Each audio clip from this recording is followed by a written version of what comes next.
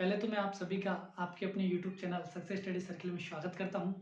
तो जैसे कि दोस्तों कल अपन ने बात की थी कि आज से हम आपको इंडियन पॉलिटी और रीजनिंग की क्लास लेकर आएंगे। तो मैं आज इंडियन पॉलिटी क्लास लेकर आपके सामने आया हूं। तो अपन 3 दिन तो पढ़ेंगे इंडियन पॉलिटी और 3 दिन पढ़ेंगे रीजनिंग, है ना। तो एक दिन छोड़कर एक दिन ये क्लास आपको मिल जाएंगी। और आज जो अपन पढ़ेंगे वो इंडियन पॉलिटी के बेसिक के बारे में पढ़ेंगे, यानी कैसे क्या रहेगा हमारा सिस्टम। तो एक तरह से इंट्रोडक्शन क्लास है आज की। कल से अपन अपना टॉपिक स्टार्ट कर देंगे, है ना। और एक चीज़ और मैं बता दूं कि आपको है ना लिखने की बिल्कुल भी आवश्यकता नहीं है, यानी कि मैं आपको समझाऊंगा सिर्फ और आपको समझना है, लिखना कुछ भी नहीं है। यहाँ पर सिर्फ आपको समझना है, लिखने की मैं ज़रूरत भी नहीं दूंगा, क्योंकि जो भी मैं पढ़ाऊँगा ना उसको अब अपने हाथों से लिख कर मैं आपको है ना PDF बना दूंगा और वो PDF की लिंक डिस्क्रिप्शन में डाल दूंगा। वहाँ से आप उसकी PDF या तो डाउनलोड कर लेना या फिर उससे आप नोट्स बनाना चाहो तो नोट्स भी बना लेना, ठीक है। तो अपन बात करते हैं आज संविधान के बारे में थोड़ा सा, क्यों इंडियन पॉलिटी में अपन संविधान पढ़ेंगे। तो सबसे पहले तो आपको पता होना चाहिए कि जैसे कि नाम ही जैसे इंडियन पॉलिटी को अपन हिंदी में कहते हैं राजनीतिक विज्ञान। क्या कहते हैं? राजनीतिक विज्ञान, है ना। राजनीतिक विज्ञान अपन हिंदी में बोलते हैं। तो जैसे कि इसके लास्ट में आ रहा है विज्ञान, है ना। और विज्ञान वाले स्टूडेंटों को पता होगा कि विज्ञान रटने से नहीं चलती, विज्ञान को समझना ही पड़ता है। तो इसी प्रकार इंडियन पॉलिटी भी है, आपको यहाँ पर समझना ही पड़ेगा, रटने से काम नहीं चलेगा। क्योंकि आपको जो एग्जाम में प्रश्न आते हैं ना वो सिर्फ शब्दों पर होते हैं, यानी कि शब्दों को आप अगर समझ गए ना कि उसकी लैंग्वेज समझ गए क्वेश्चन की, तो आपका आंसर कभी भी गलत नहीं होगा। तो ये चीज़ आपको ध्यान रखनी है कि जो इंडियन पॉलिटी है उसको समझना है अच्छे से, लिखना बिल्कुल भी नहीं है, ध्यान देकर पढ़ना है। और उसके बाद आप लिखना चाहो तो नोट्स मैंने डाल रखे हैं डिस्क्रिप्शन में, तो वहाँ से आप डाउनलोड कर लेना, ठीक है। तो अपन पहले तो एक चीज़ बताओ आप कि जैसे कि आप कहीं पे जा रहे हो तो आप मैप में रास्ता देखते हो तो डायरेक्ट ही मैप में रास्ता देखा बंद कर देते हो और पहुंच जाते हो क्या डायरेक्ट, या फिर मैप में पहले पूरा रास्ता देखते हो कि किधर होके क्या जाना है अपन को, है ना। तो वो देखे आप जाते हो ना। तो इस प्रकार अपन संविधान को पढ़ेंगे कैसे, क्या पढ़ेंगे, ये चीज़ अपन को पता होनी चाहिए। तो सबसे पहले अपन पढ़ेंगे क्या? संवैधानिक विकास। जो सबसे पहले हम स्टार्टिंग करेंगे वो करेंगे संवैधानिक विकास के बारे में, है ना।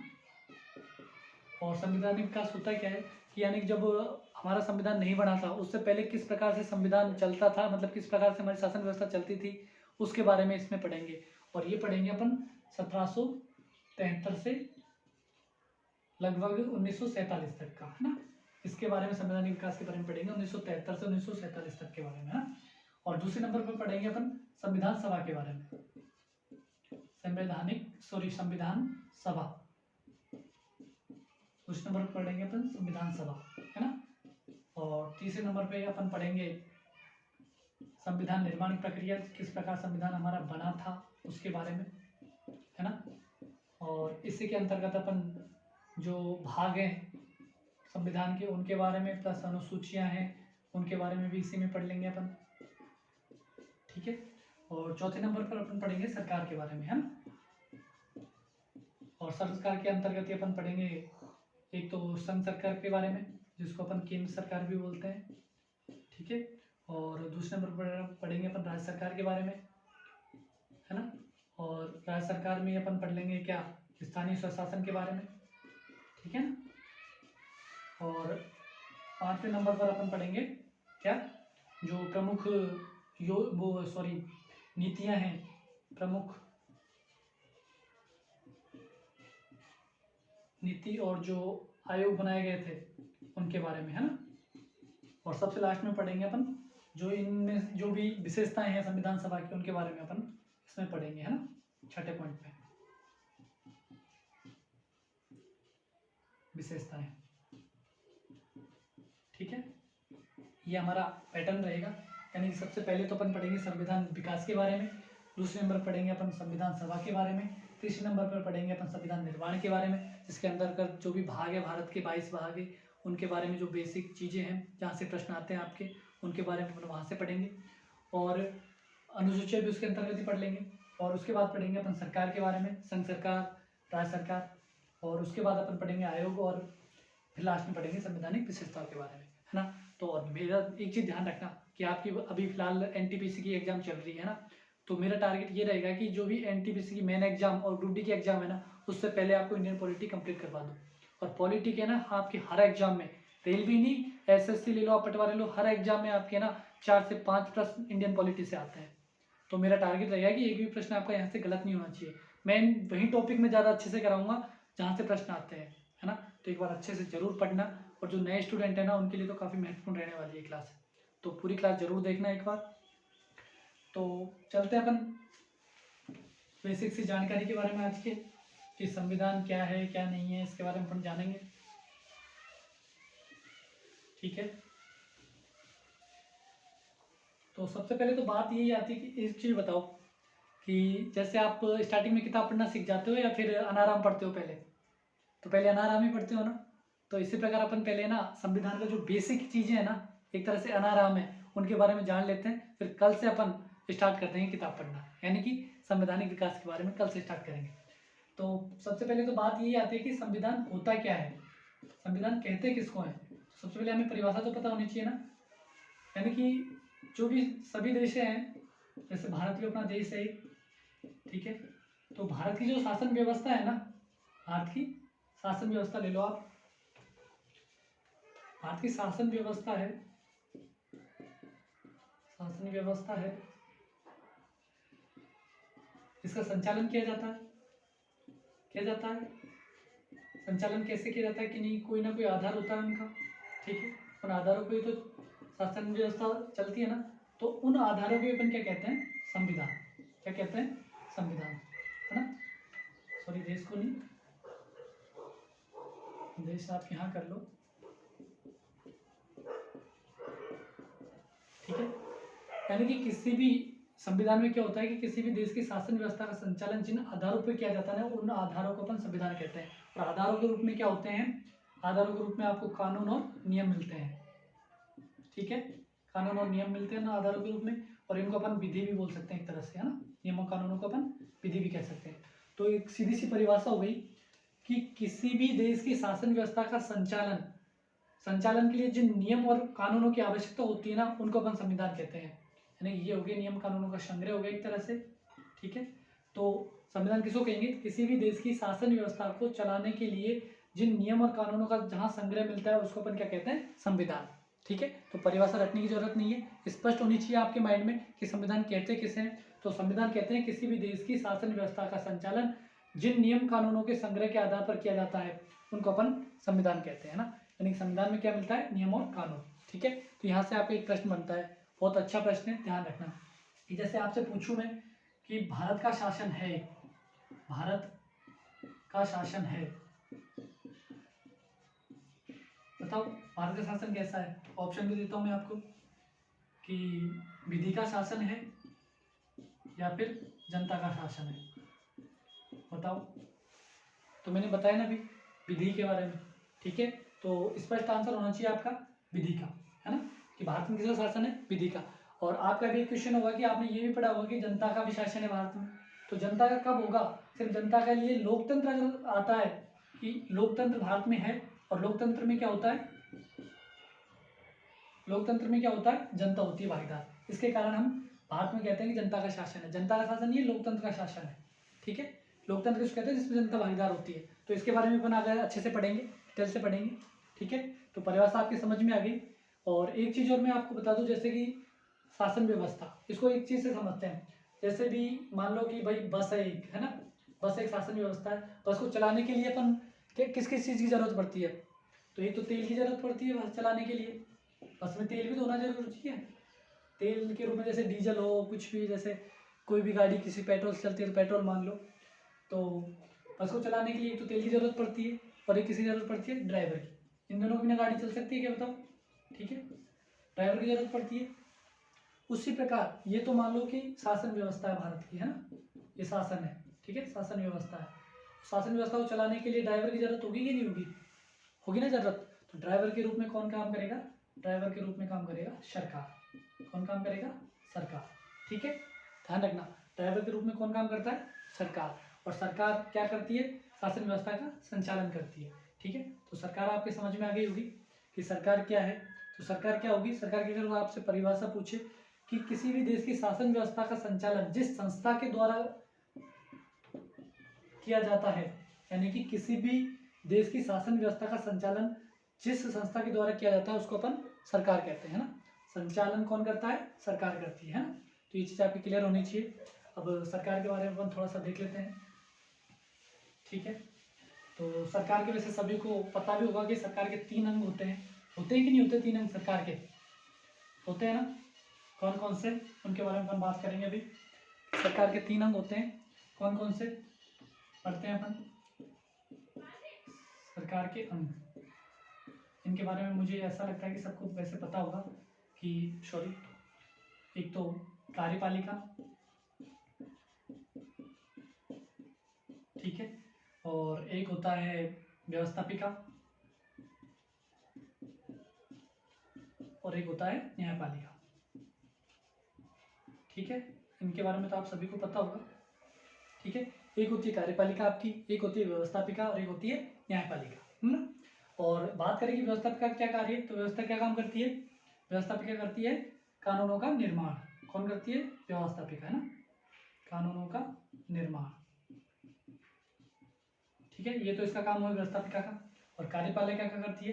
कार्यपालिका करती है जो कानून बनाती है व्यवस्थापिका उनको लागू करती है ना, यानी कि कानूनों का लागू करना,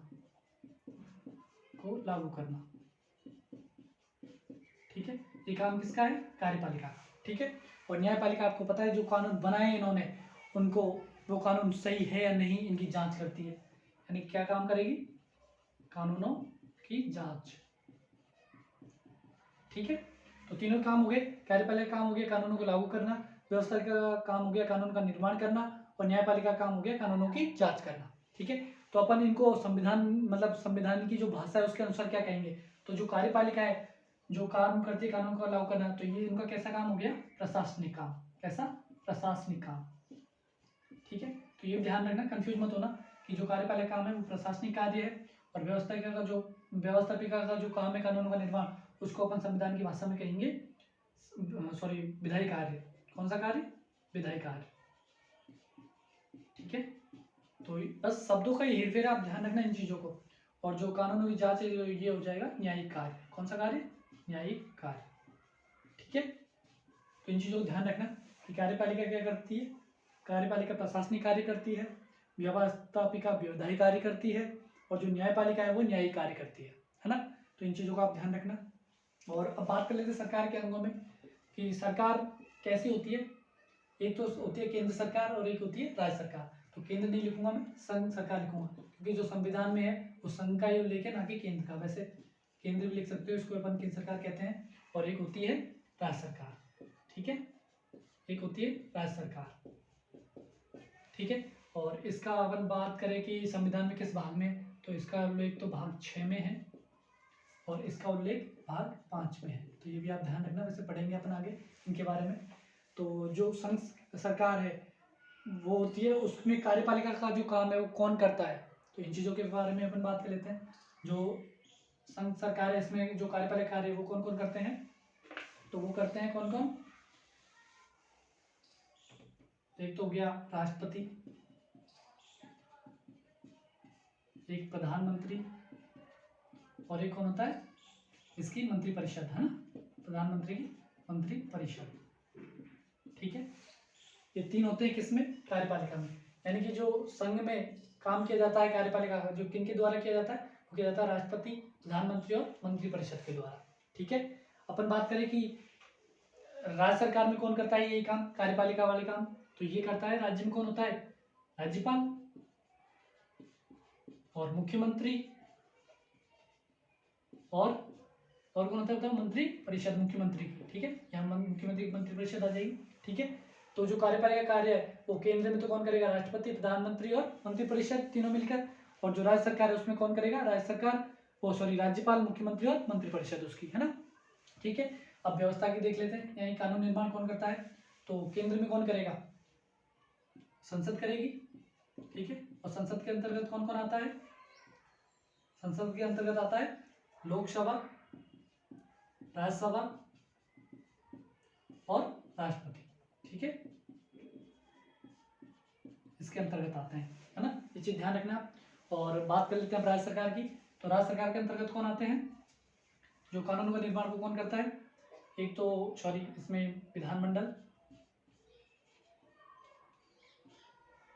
के द्वारा की जाती है।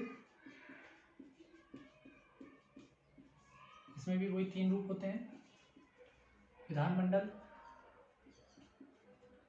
और विधान परिषद, सॉरी विधानसभा है ना, विधानसभा का लेना इसको, विधान परिषद और राज्यपाल, ठीक है। और ये ऐच्छिक है, वैसे कोई जरूरी नहीं है। हमारे राजस्थान में भी अपन बात करें तो अभी जो हमारी राज्य सरकार है उसने प्रस्ताव तो भेज रखा है केंद्र में, लेकिन अभी वहाँ से पास नहीं हुआ है प्रस्ताव हमारा। तो अभी हमारे विधानसभा ही काम करती है, नहीं विधानमंडल ही है हमारे एक ही, ठीक है। इन चीज़ों का ध्यान रखना। अब न्याय की बात कर लेते हैं। तो जो केंद्र सरकार में कानूनों की जांच है वो कौन करता है? उच्चतम न्यायालय। कौन? उच्चतम न्यायालय,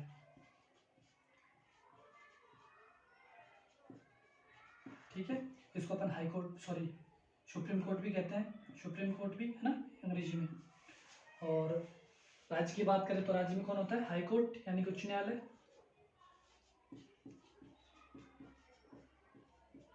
इसको हाई कोर्ट कह सकते हैं अपन शॉर्टकट में, है ना। यहाँ होती है उच्चतम न्यायालय, यहाँ होता है उच्च न्यायालय। तो समझ में आ गई। सरकार के 3 अंग होते हैं, कौन कौन से? कार्यपालिका, व्यवस्थापिका, न्यायालय, है ना। और जो कार्यपालिका कार्य है जो केंद्र में करता है राष्ट्रपति, प्रधानमंत्री और मंत्रिपरिषद, और राज्य में करता है राज्यपाल, मुख्यमंत्री और मंत्रिपरिषद। और व्यवस्थापिका का कार्य जो है कि यानी कानूनों का निर्माण है, वो कानून निर्माण कौन करती है? यहाँ संसद करती है। संसद में कौन कौन होते हैं? लोकसभा, राज्यसभा और राष्ट्रपति। इधर विधानसभा और विधान परिषद होती है, राज्यपाल होता है। और जो न्यायिक कार्य है वो उच्चतम न्यायालय के द्वारा किए जाते हैं।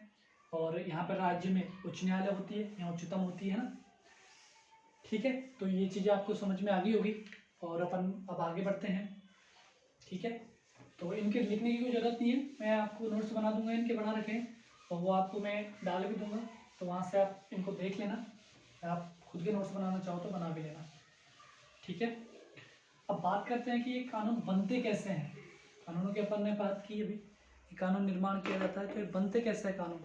तो ये विधेयकों के द्वारा बनाए जाते हैं। अब बात करते हैं विधेयक कहते किसे हैं अपन, विधेयक क्या चीज़ है। तो जो मतलब न्यायिक कार्य जो सुप्रीम कोर्ट या हाई कोर्ट है, उनमें जो नियम बनाए जाते हैं ना, किसके, सॉरी जो व्यवस्थापिका है वो करती है नियमों कानूनों का निर्माण। तो व्यवस्थापिका में कौन कौन होते हैं? लोकसभा, राज्यसभा और राष्ट्रपति, इन तीनों के द्वारा कानून बनाए जाते हैं। तो कानूनों का जो निर्माण है वो कैसे करते हैं? 2 तरीकों से निर्माण होता है कानूनों का निर्माण, है ना। किस प्रकार से होता है तो मैं आपको बताता हूँ कानूनों का निर्माण, ठीक है। ये 2 तरीके से होता है। कैसे? एक तो सबसे पहले क्या होता है कि प्रपत्र या बिल होता है जो पेश किया जाता है, प्रपत्र या फिर बिल होता है, उसको अपन क्या कहते हैं? विधेयक, ठीक है। तो विधेयक के बारे में समझ में आ गया होगा आपके। विधेयक क्या होता है कि जो भी कानून निर्माण के लिए प्रपत्र बिल जो पेश किया जाता है उसको अपन विधेयक कहते हैं। और विधेयक कहाँ पे पेश किया जाएगा? संसद में, ठीक है। तो जब संसद में पेश किया जाएगा तो संसद उसको पारित कर देगी, तो विधेयक पारित हो जाएगा, ठीक है। पारित होने के बाद वो किसके पास जाएगा? वो जाएगा राष्ट्रपति के पास, है ना। और राष्ट्रपति क्या करेगा? इस पर हस्ताक्षर कर देगा। जैसे ही राष्ट्रपति हस्ताक्षर करेगा ना, तो ये क्या बन जाएगा? कानून, यानी कि अधिनियम। क्या बन जाएगा? ये अधिनियम, ठीक है। समझ में आई कि कानून निर्माण कैसे हुआ? कि पहले तो प्रपत्र या बिल पेश किया जाएगा। ये कैसे पेश किया जाएगा, कौन पेश करेगा, ये भी मैं बताऊंगा आपको, ठीक है। तो प्रपत्र या बिल पेश किया जाएगा, उसको अपन विधेयक कहेंगे, एक तरह से क्या कहेंगे? विधेयक। और विधेयक सबसे पहले संसद में जाएगा, और संसद में जाने के बाद संसद उसे पारित करेगी। नेक्स्ट संसद में कौन कौन होते हैं? लोकसभा, राज्यसभा, वो पारित करेगी। उसके बाद वो राष्ट्रपति के पास जाएगा, और जैसे ही राष्ट्रपति हस्ताक्षर कर देगा उसके बाद वो क्या बन जाएगा? अधिनियम बन जाएगा, ठीक है। अब बात करते हैं दूसरे तरीके की। ये तो हो गया पहला तरीका, और एक हो गया दूसरा तरीका। दूसरे तरीके में अध्यादेश के द्वारा कानून बनाए जाते हैं, अध्यादेश के द्वारा, है ना, ठीक है। और अध्यादेश किसको होता है? अध्यादेश जारी करने का अधिकार राज्यपाल या फिर राष्ट्रपति को, ये ध्यान रखना ना। तो अध्यादेश कौन जारी करता है? राष्ट्रपति या फिर राज्यपाल। राज्य में राज्यपाल करेगा, केंद्र में राष्ट्रपति करेगा। तो अध्यादेश पारित हुआ मतलब किसके द्वारा? राष्ट्रपति के द्वारा पारित कर दिया राष्ट्रपति ने अध्यादेश, ठीक है। तो जैसे पारित हुआ उसके बाद ये संसद में जाएगा, ठीक है। संसद में गया और संसद ने इस पर हस्ताक्षर कर दिया, संसद ने पारित कर दिया। जैसे संसद पारित करेगी तो ये क्या बन जाएगा? अधिनियम, ठीक है। तो ये समझ में आया कि सबसे पहले अध्यादेश कौन जारी करेगा? राष्ट्रपति, यानी कि राष्ट्रपति है राज्य में, सॉरी केंद्र में, तो राष्ट्रपति हस्ताक्षर करेगा। तो जैसे राष्ट्रपति हस्ताक्षर करके पारित करेगा उसको, उसके बाद वो संसद में जाएगा, और जैसे ही संसद उस पर हस्ताक्षर कर देगी, पारित कर देगी, वो अधिनियम या कानून बन जाएगा। तो इन दोनों में अंतर समझ में आया होगा आपका कि अंतर क्या है। तो इसमें तो पहले राष्ट्रपति हस्ताक्षर करता है, यहाँ तो राष्ट्रपति पहले हस्ताक्षर करता है और संसद बाद में करती है, यहाँ पर है ना, संसद बाद में। और यहाँ क्या होता है, यहाँ पहले संसद करती है पारित, उसके बाद राष्ट्रपति से हस्ताक्षर करता है। ठीक है, तो अंतर समझ में आ गया होगा कि कानून का निर्माण कैसे हुआ। ठीक है, अपन बात कर लेते हैं अब कि ये जो बात की थी विधेयक के बारे में, तो विधेयक के बारे में मैं आपको बता देता हूँ विधेयक क्या चीज़ है, क्या चीज़ नहीं है। ठीक है, विधेयक के बारे में अपन बात कर लेते हैं।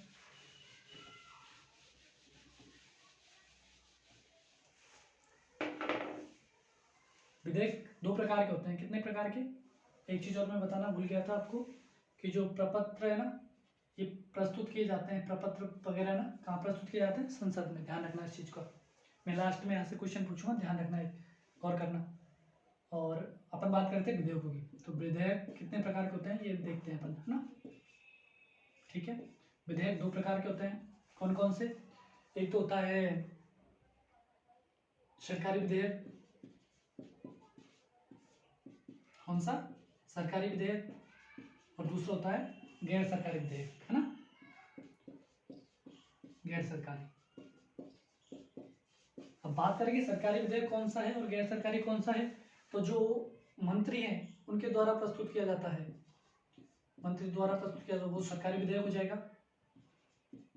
ठीक है, प्रस्तुत, ध्यान रखना, सरकारी विधेयक किसके द्वारा प्रस्तुत किया जाता है? मंत्री द्वारा प्रस्तुत किया जाता है। जो गैर सरकारी है वो संसद के किसी भी सदस्य के द्वारा। ठीक है, समझ में आया कि गैर सरकारी तो कौन करता है? संसद के सदस्य के द्वारा, और जो सरकारी विधेयक है वो मंत्रिपरिषद के द्वारा, सॉरी मंत्री के द्वारा, किसी भी जो भी मंत्री होता है उसके द्वारा सरकारी विधेयक प्रस्तुत किया जाता है। ठीक है, अपन बात कर लेते हैं कार्य के आधार पर कि विधेयकों के प्रकारों के बारे में। तो बात करते हैं पहले जैसे साधारण विधेयक, इसको आपको मैं एक सारणी बना रहा हूँ, उसके हिसाब से अच्छे से क्लियर करवा दूंगा। ठीक है, और एक होता है संविधान संशोधन विधेयक, संविधान संशोधन विधेयक। ठीक है, अगला होता है धन विधेयक। ठीक है, धन विधेयक बताऊंगा अभी कि धन विधेयक क्या होता है क्या नहीं होता है ना। और एक होता है वित्त विधेयक, जिसमें भी मतलब रुपये पैसों से जो भी मामले होते हैं वो वित्त विधेयक के अंतर्गत आ जाएंगे। ठीक है, तो ये चीज़ समझ में आई कि जो साधारण विधेयक है वो तो कौन सा होता है कि जो एक तरह से सामान्य बातें होती है, सामान्य कोई कानून बनाना है तो वो तो साधारण विधेयक के अंतर्गत आ जाएगा। और जैसे संविधान संशोधन है, जैसे संविधान में कुछ हमें संशोधन करना है या फिर कुछ भी नया करना है थोड़ा सा, तो उसके लिए संविधान संशोधन विधेयक प्रस्तुत किया जाएगा। और जो धन विधेयक है वो धन विधेयक की जो मेन चीज़ है, धन विधेयक अच्छे से समझना, इसकी परिभाषा क्या होती है ये मैं आपको बताता हूँ। और जो धन विधेयक की परिभाषा है वो अनुच्छेद 110 में लिखी गई है। कौन से अनुच्छेद में? 110 अनुच्छेद में। और क्या लिखा गया है कि मतलब जो भी वित्तीय संस्था से जो भी सम का होगा ना, मतलब संचित निधि कोष है भारत सरकार की, उससे रिलेटेड जो भी बातें होगी ना वो संविधान धन विधेयक के अंतर्गत आएगी, है ना। तो इसकी परिभाषा सुन लो एक बार कि क्या परिभाषा है। वैसे रटने की आपको जरूरत नहीं पड़ेगी कि अपन कहते किसको है धन विधेयक।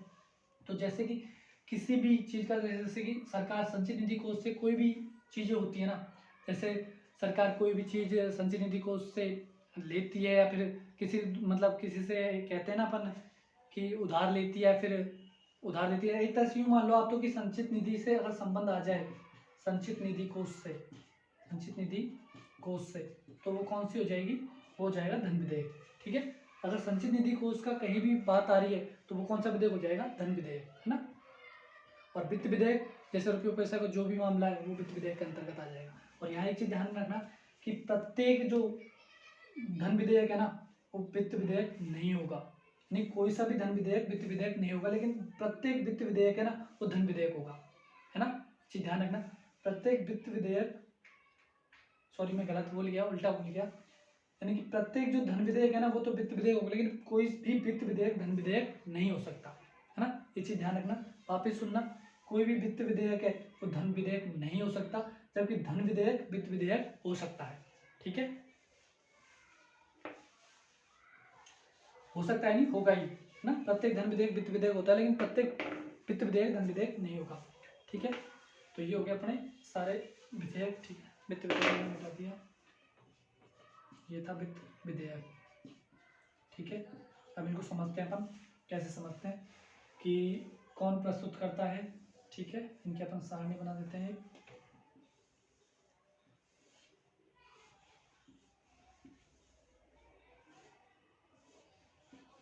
ठीक है, तो साधारण विधेयक है वो मंत्री द्वारा भी प्रस्तुत किया जा सकता है और संसद के किसी भी सदस्य के द्वारा प्रस्तुत किया जाता है। तो ये चीज़ आपकी क्लियर होनी चाहिए कि साधारण विधेयक कौन प्रस्तुत करता है। तो प्रस्तुत करता है मंत्री प्रस्तुत कर सकता है और सदस्य भी प्रस्तुत करते हैं। ठीक है, बात करें संविधान संशोधन की, तो ये कौन प्रस्तुत करता है, तो ये मंत्री द्वारा भी प्रस्तुत किया जा सकता है और गैर सरकारी विधेयक है इसके अंतर्गत भी आ सकता है, यानी सदस्य के द्वारा भी प्रस्तुत किया जा सकता है। तो ये दोनों चीज़ें क्लियर होगी आपकी। साधारण विधेयक कौन प्रस्तुत कर सकता है, तो मंत्री भी प्रस्तुत कर सकता है और सदस्य भी प्रस्तुत कर सकते हैं, है ना। और संविधान संशोधन की बात करें तो ये भी मंत्री प्रस्तुत कर सकता है और सदस्य प्रस्तुत कर सकते हैं, है ना। और अपन बात करें कि धन विधेयक की, तो ये किसके द्वारा प्रस्तुत किया जाएगा, ये मंत्री के द्वारा प्रस्तुत किया जाएगा। ठीक है, ये कभी भी किसी भी स्थिति में किसी भी सदस्य के द्वारा प्रस्तुत नहीं किया जाएगा। तो ये चीज़ आप ध्यान रखना, अच्छे से समझ लेना कि जो धन विधेयक होता है ना वो सिर्फ मंत्री के द्वारा ही प्रस्तुत किया जाएगा, कभी भी किसी भी सदस्य के द्वारा प्रस्तुत नहीं किया जाएगा। यानी कि एक तरह से जो धन विधेयक होगा वो सरकारी विधेयक ही होगा, गैर सरकारी विधेयक किसी भी स्थिति में नहीं होगा। ठीक है, इसी प्रकार वित्त विधेयक की बात करें तो वित्त विधेयक है वो भी मंत्री के द्वारा ही प्रस्तुत किया जाएगा, वो कभी भी किसी भी स्थिति में सदस्य के द्वारा प्रस्तुत नहीं किया जाएगा। ठीक है, तो इन चीज़ों को आप क्लियर अच्छे से समझ जाएं, इसी के लिए मैंने ये सारणी बनाई है कि कभी भी आप इस प्रकार से पढ़ोगे तो कभी भूलोगे नहीं, है ना। कि जो सरकारी विधेयक है ना वो हमेशा धन विधेयक होगा, लेकिन धन विधेयक कभी भी गैर सरकारी विधेयक नहीं होगा। ठीक है, यहाँ से आपको प्रश्न घुमा दिया जाता है क्योंकि यहाँ से काफ़ी बार कन्फ्यूजन वाले क्वेश्चन डाल दिए जाते हैं। तो इस सारणी को अच्छे से ध्यान रखना कि कभी भी जो सरकारी विधेयक है ना, यानी जो धन विधेयक है वो सरकारी विधेयक हो सकता है, लेकिन कभी भी गैर सरकारी विधेयक नहीं होगा। ठीक है, चीज़ों को ध्यान रखना, अच्छे से पढ़ लेना। ठीक है, तो विधेयक के बारे में आपकी बातें क्लियर हो गई और अपन अब लास्ट चीज़ अपनी बची है कि विधेयक वगैरह है कि कौन कहाँ प्रस्तुत होता है, कौन पहले लोकसभा में प्रस्तुत होगा, कैसे क्या होगा, इन चीज़ों के बारे में अपन पढ़ लेते हैं। ठीक है,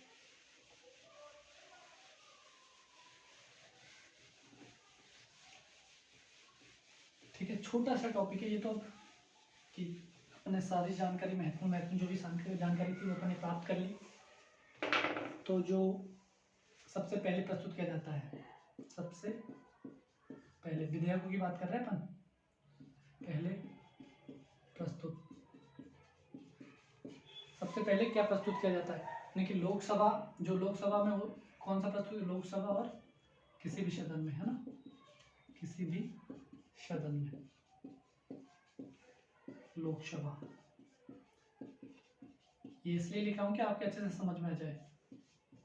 ठीक है, लोकसभा में कौन कौन से प्रस्तुत किए जाते हैं, तो जो धन और वित्त विधेयक होता है, धन और वित्त विधेयक होता है वो हमेशा सबसे पहले कहाँ प्रस्तुत किया जाएगा, लोकसभा में। ठीक है, ये चीज़ें आप ध्यान रखना, जो धन विधेयक और वित्त विधेयक वो सबसे पहले कहाँ प्रस्तुत किया जाएगा, लोकसभा में। और किसी भी सदन में कौन कौन से प्रस्तुत किए जा सकते हैं, साधारण साधारण विधेयक और संविधान संशोधन विधेयक। ठीक है, इन चीज़ों को ध्यान रखना कि जो लोकसभा में सबसे पहले कौन से प्रस्तुत किए जाएंगे, धन विधेयक और वित्त विधेयक, और साधारण विधेयक और संशोधन विधेयक किसी भी सदन में प्रस्तुत किए जा सकते हैं। तो ये चीज़ें ध्यान रखना, ये बेसिक सी जानकारी है। ठीक है, और अपन बात कर लेते हैं कि राष्ट्रपति किन किन को वापस लौटा सकता है। जो विधेयक तैयार होते हैं उनको राष्ट्रपति को अधिकार होता है ना कि वो एक बार वापस जांच के लिए भेज सकता है। कौन कौन से वो है वो भी देख लेते हैं। राष्ट्रपति द्वारा एक बार पुनः लौटाया जा सकता है और नहीं लौटाया जाता।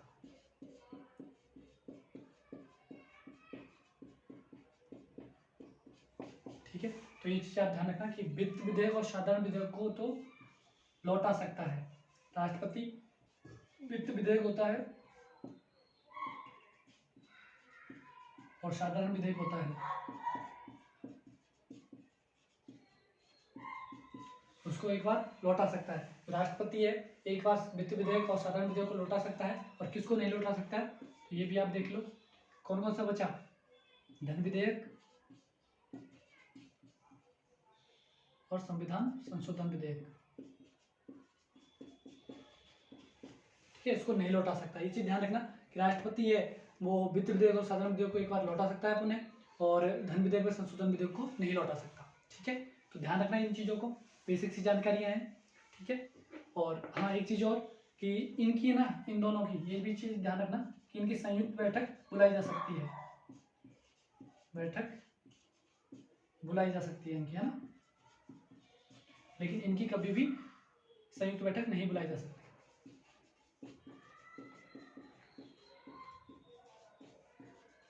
ठीक है, ध्यान रखना अच्छे से कि जो राष्ट्रपति द्वारा एक बार लौटाया जा सकता है किन किन को, वित्त विधेयक और साधारण विधेयक को, जबकि धन विधेयक व संविधान विधेयक को कभी भी नहीं लौटा सकता, यानी कि उसके सिग्नेचर करने ही पड़ेंगे। अगर राष्ट्रपति के पास पहुंच गया धन विधेयक और संविधान संशोधन विधेयक तो उसको हस्ताक्षर करने ही पड़ेंगे, यानी कि वो वापस जांच के लिए नहीं लौटा सकता।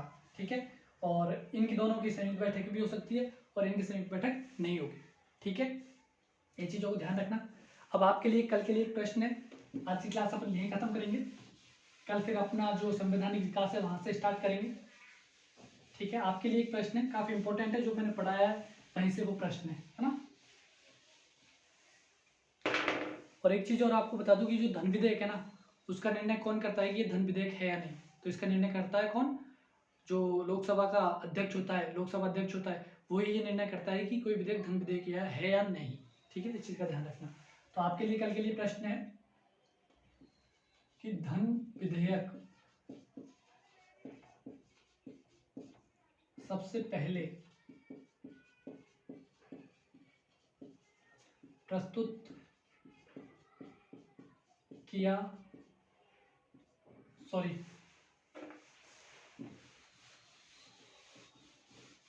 वापस सुनना, आपके लिए कल के लिए जो प्रश्न है वो है धन विधेयक सबसे पहले लाया जाता है। ठीक है, ऑप्शन दे देता हूं मैं। ए ऑप्शन है लोकसभा में,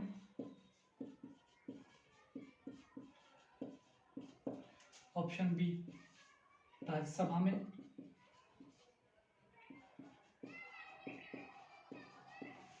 ऑप्शन सी किसी भी सदन में,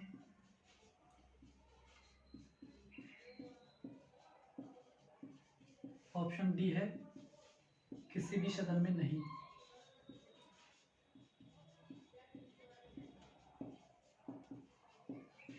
ठीक है, इसका आंसर आप कमेंट बॉक्स में दोगे। मैं यही आशा करता हूँ कि आप सब इसका सही आंसर दोगे। अगर आपने अच्छे से क्लास ली है तो इसका आंसर बहुत ईजी है, सिर्फ अच्छे से पढ़ना है और आपको आंसर देना है। ठीक है, तो आज के लिए इतना ही, मिलते हैं कल। ठीक है, और किसी प्रकार का कोई डाउट हो ना तो आप कमेंट बॉक्स में डाल देना, मैं नेक्स्ट या फिर उससे भी नेक्स्ट वाली क्लास में, क्योंकि ये सारी रिकॉर्डेड क्लास है, तो आप हो सकता है कि अगली क्लास में जल्दी बना दूँ, आपके कमेंट ना पढ़ सकूँ, तो उससे अगली जो क्लास होगी उसमें मैं आपके सारे डाउट क्लियर करने की कोशिश करूँगा। ठीक है, तो आज के लिए धन्यवाद, मिलते हैं नेक्स्ट वीडियो में।